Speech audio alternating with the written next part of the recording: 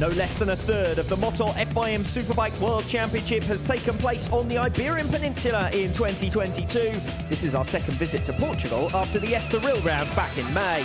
This time we're 280 kilometres south of Lisbon and just 15 kilometres north of the sandy beaches of tourist hotspot Portimao for the final day of the European season. Pirelli Portuguese round first appeared on the WorldSBK calendar in 1988 and 1993, but it wasn't until 2008 that it found its spiritual home as the first World Championship event staged at the Algarve International Circuit. Considered a modern classic, its popular mix of spectacular drops and high speeds have seen it affectionately dubbed the roller coaster.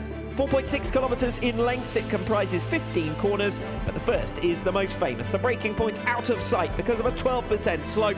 Then over 275 metres of braking, the riders slow from over 310 to around 110 kilometres per hour. It's another blind corner, again downhill into turn 5 that Toprak Razgatlioglu used to pass Jonathan Rea in race 1 here a year ago. Resurfaced in 2020, it now provides more consistent grip for overtaking. From there, the second sector builds in speed through the Craig Jones corner, then rises almost 12 metres for the braking point into a double right-hander. The standard racing line leaves the door wide open for a pass.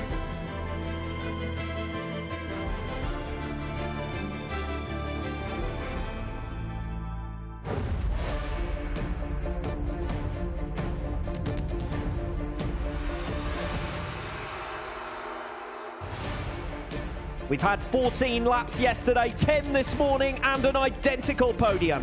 For 20 laps this afternoon, that podium becomes the front row of the grid for our top 3 in the World Championship standings. But this one will be a marathon, not a sprint. The strategy for Toprak Razgatlioglu to win the Tissot Superpole race this morning was to stay ahead of Alvaro Bautista for every lap. The chances of doing that against the fast-starting Ducati off the line look slim here to say the least.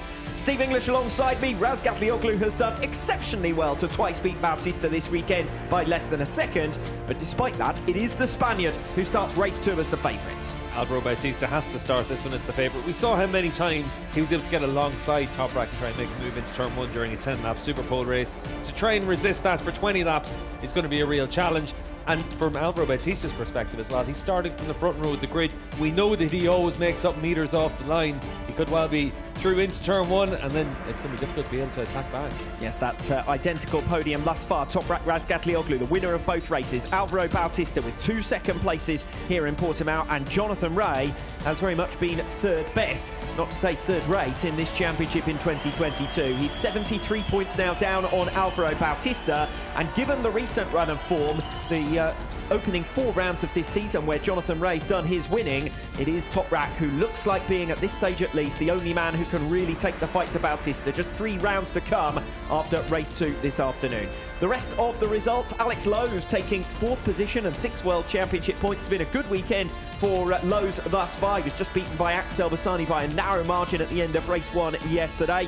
Bassani will renew his rivalry with Lowe's as they line up both off the second row, with Michael Ruben Rinaldi between them in 5th position. And then Andrea Locatelli took 7th place. Michael van der Mark, a super effort from him, qualified in 20th place in Superpole, got through to 8th position on the grid for race 2 this afternoon. And Loris Baz, after qualifying in 7th, has managed to scrap his way to 9th position in the Superpole race this morning, so takes the final spot on the second row of the grid, which leaves the likes of Scott Redding behind in 10th place. Garrett Gerloff, who had an incident in the Superpole race this morning, also coming back from that 4th row of the grid. And Xavi Vierque, who's had 2 top 10 finishes so far this weekend, is probably the rider who will feel most aggrieved to find himself down on row number 5, because his performances have generally been better than that, but he missed out on the top 9 by a single place in the Superpole race. Yeah, like you said, Alex, a few very impressive rides in the Superpole race, particularly Michael van der Mark on the number 60 BMW. This is obviously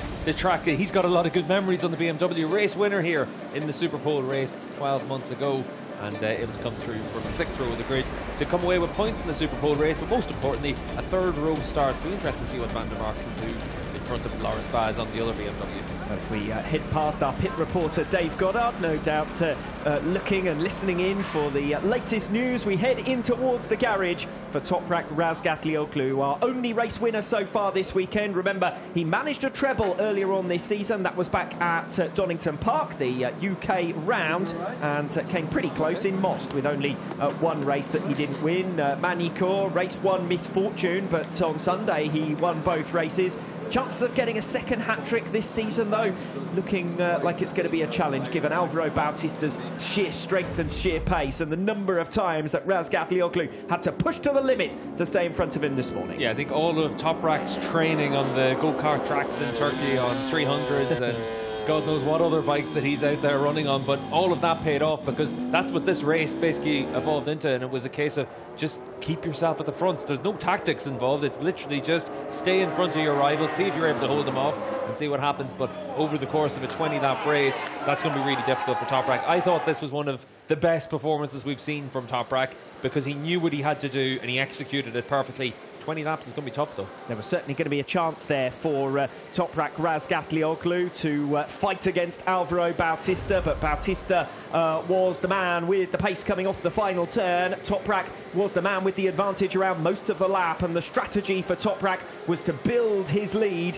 so that it was enough to hold off Alvaro Bautista into turn one. Repeatedly, Bautista got alongside him coming off the final turn and down the 969-metre start-finish straight here at the Algarve International Circuit, only for Toprak to hold on the brakes. And Toprak was willing to push as hard as he dared going in towards turn one, not least because Alvaro Bautista, if he'd got in front coming off that first turn and had track position, would have had a golden opportunity to then escape away. Well, we saw the advantage Alvaro had from the last corner down to the first corner, but for the rest of the lap we saw Toprak and even Jonathan Rea for most of the race able to be very competitive up against him everywhere else. But for Rea, those closing laps, you could see that he started to lose a bit of grip, similar to yesterday as well in the 14-lap race. But I think certainly for Rea and for Kawasaki, they'll know that this race is going to be really tough in the hot conditions, but you have to wait and see what happens. There's a reason he's the 6-time world champion. There's a reason that the KRT squad have won 7 world championships as well. Jonathan Rea pushed as hard as he dared in the Superpole race this morning to try and stick with them and still drop back in the closing laps.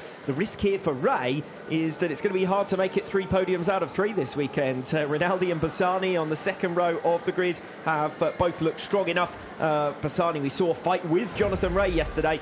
The only problem for the likes of Bassani, he has tended to fade in the latter stages of longer races, so Rea might have a slight edge there, but Rinaldi's gradually improved as this weekend has gone on. Yeah, I think you'd have to look at Rinaldi as being the man that could come into that scrap. Bassani in yesterday's race he'd need to make a step forward from yesterday, and I think that might well happen, but you have to wait and see. 44 degrees track temperature now, so broadly similar conditions to yesterday's race.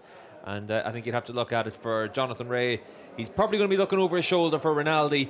If Bassani can get into the fight, obviously with that Ducati, we saw in his scrap with Alex Lowe's yesterday what you're able to do with the Ducati versus the Kawasaki. So we'll wait and see what Bassani can do from the second row. So Alvaro Bautista there, he is our championship leader. 51 points is his lead. And as I've said repeatedly over the course of this weekend, second position from here on in for the rest of the championship. And that is enough for him to take the title in 2022. He doesn't need to beat Toprak, but if he is going to be beaten by Toprak in races, he's got to make sure he beats everyone else. I think this is one of those situations where for the rest of the seasons, will Bautista park his ego? Will it be about getting across the line, getting the championship won, or will he want to prove to people how good he is? And that's what the challenge is going to be, to basically learn the lessons from 2019, and he's done that up to this point in the season, and there's no doubt that he's a very different person, a very different rider compared to when he first joined the WorldSBK field. This weekend has been good from a neutral's perspective, hasn't it? Because it's kept the scorelines close enough to suggest that there's a chance of us going down to the final round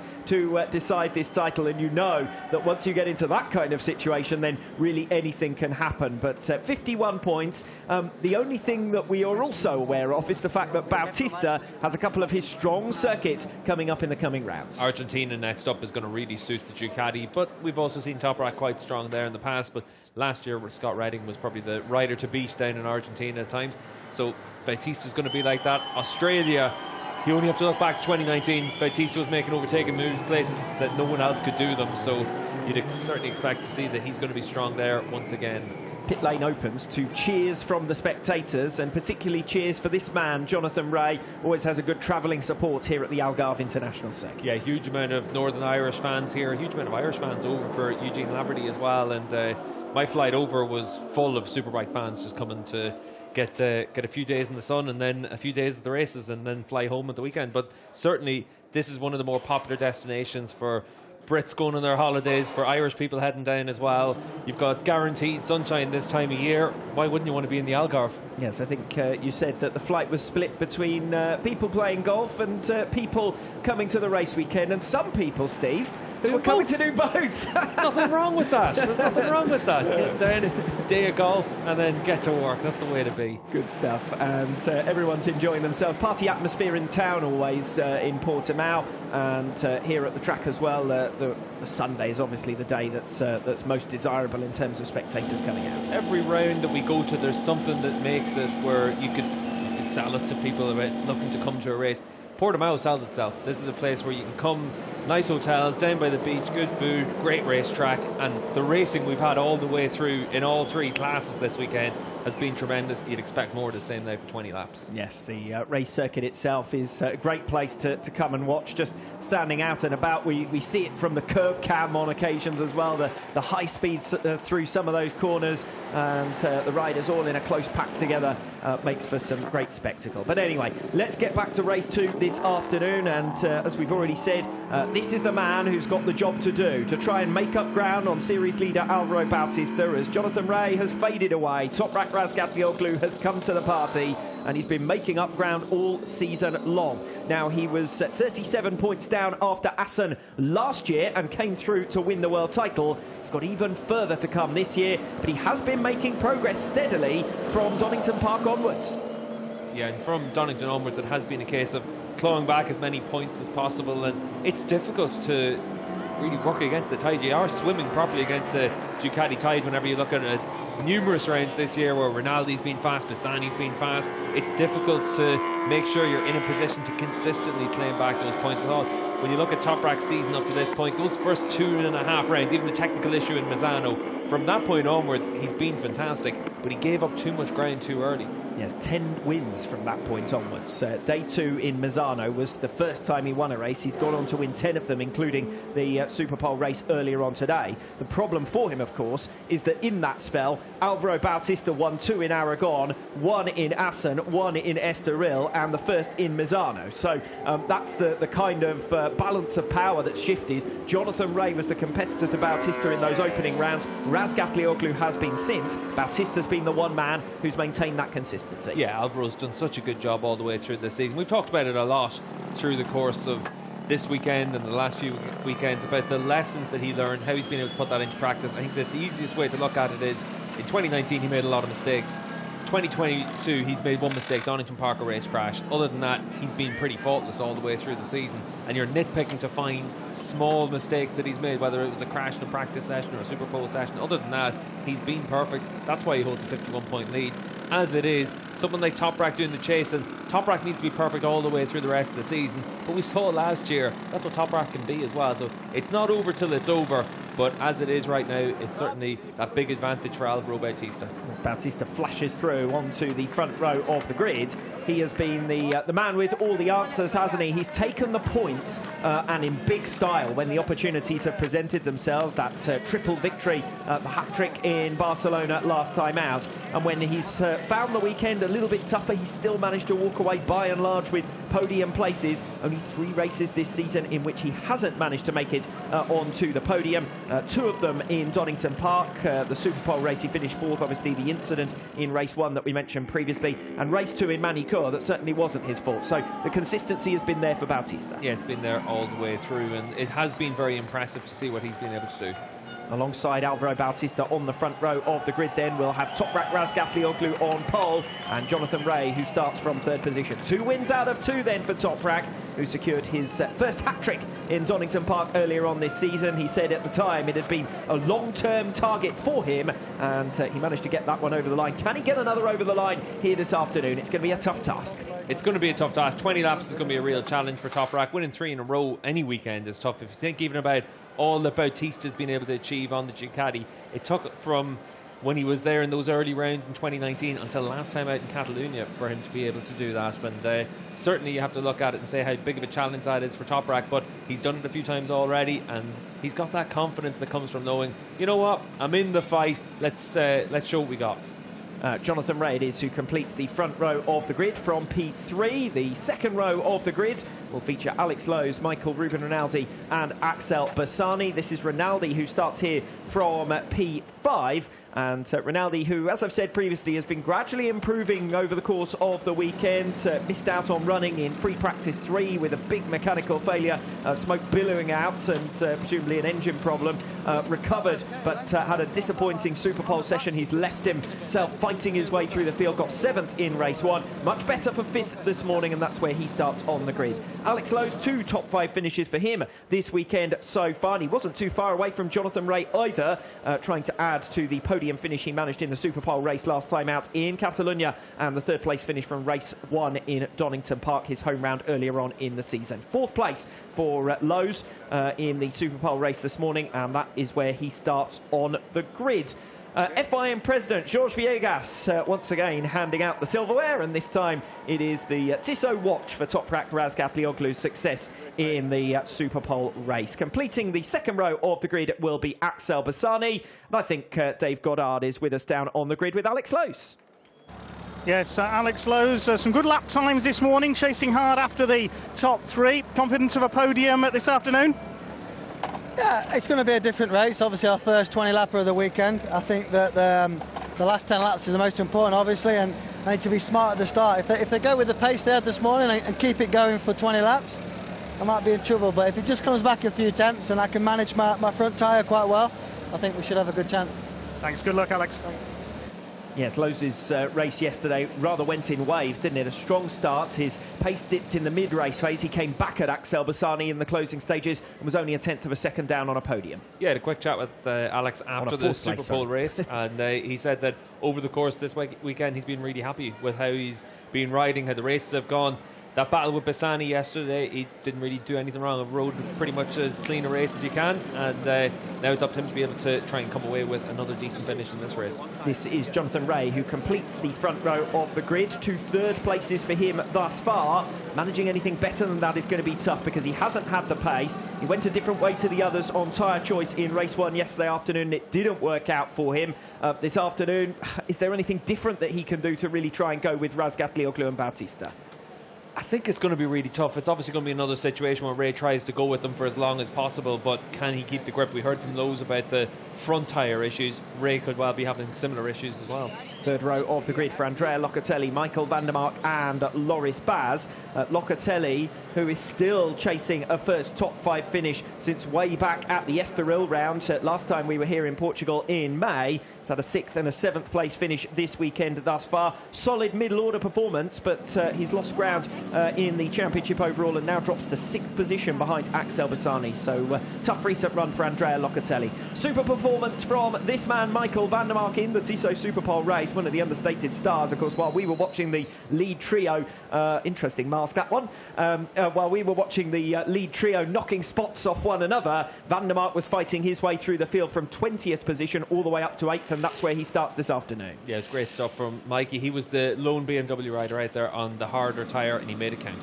Loris Baz completes the 3rd row of the grid. 2 9th position finishes for him. I mentioned in the Superpole race build-up this morning how many 9th position finishes he's had. 3 of them at Donington Park, 2 of them in Manicourt, 2 of them at the Catalonia round, and 2 of them so far here in Portimao. Another 9th place for Loris Baz perhaps this afternoon. Yeah, I think for Baz, he'll obviously be keen to break the sequence, but as long as he's able to come away with top 10 finishes, it's another sign of some progress for him in the Bonova bike, because the BMW team, they've struggled here this weekend, and same for Bonova on that customer bike, the independent bike as well. Words of wisdom and no doubt inspiration from Kenan Sofoglu. The nods of the head would suggest that's a bit of a pre-race pep talk he's giving there to Toprak.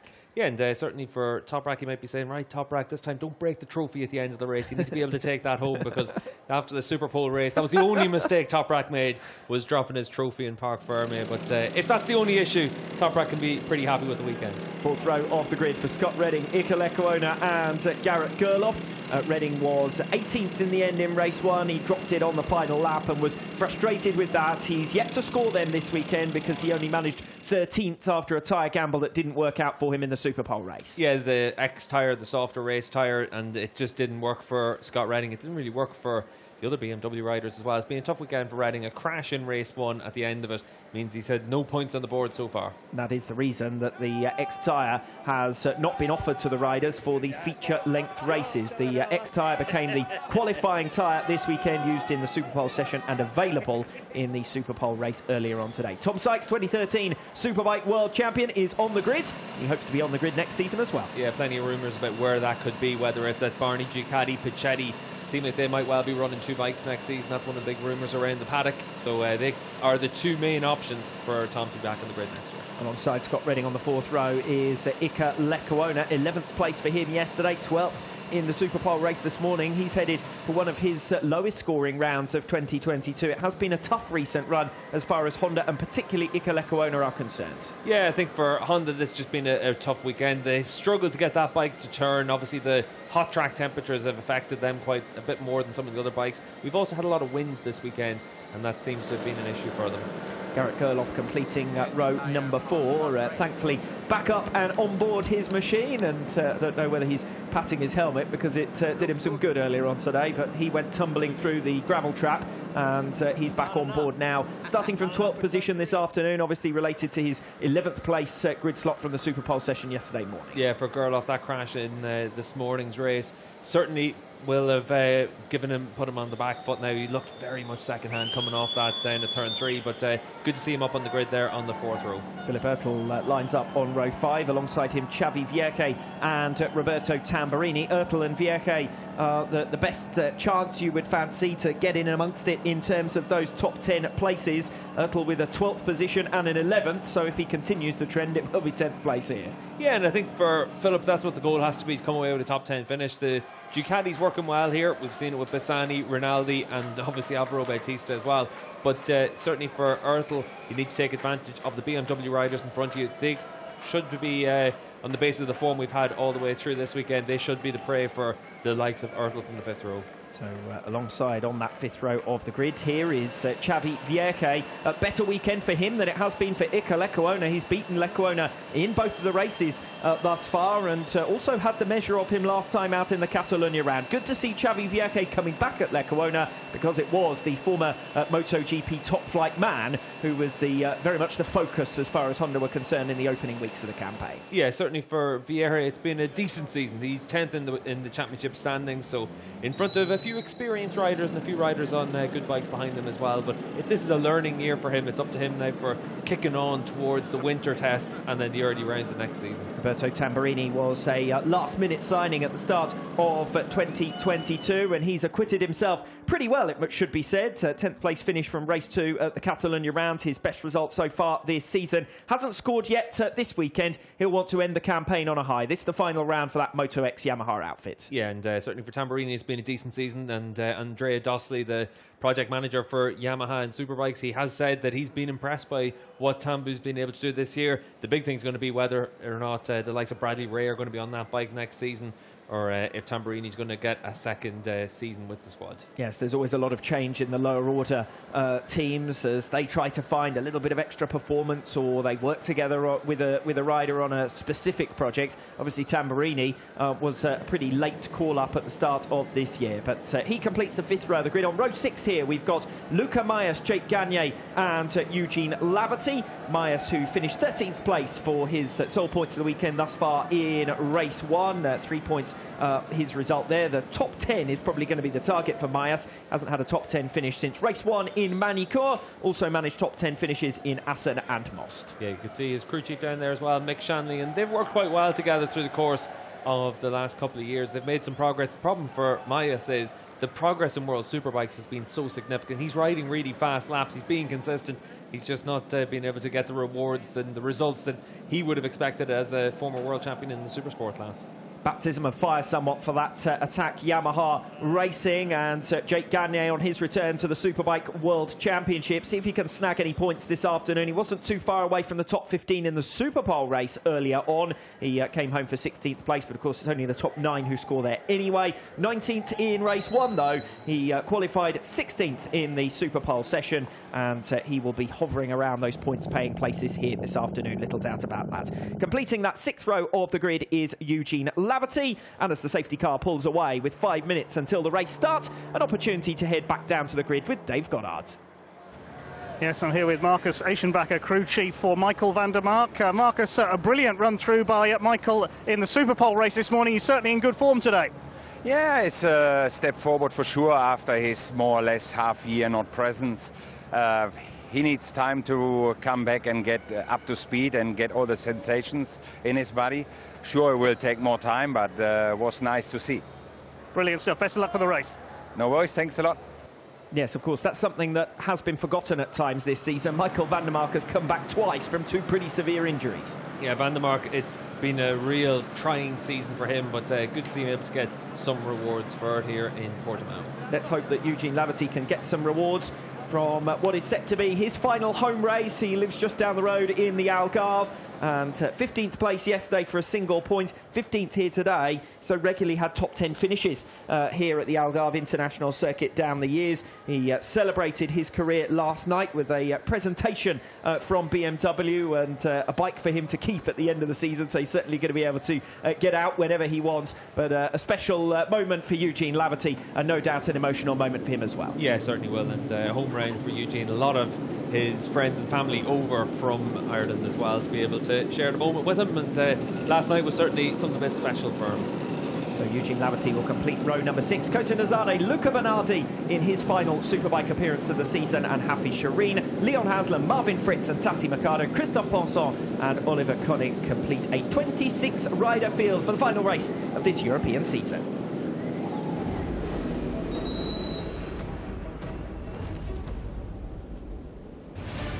We head to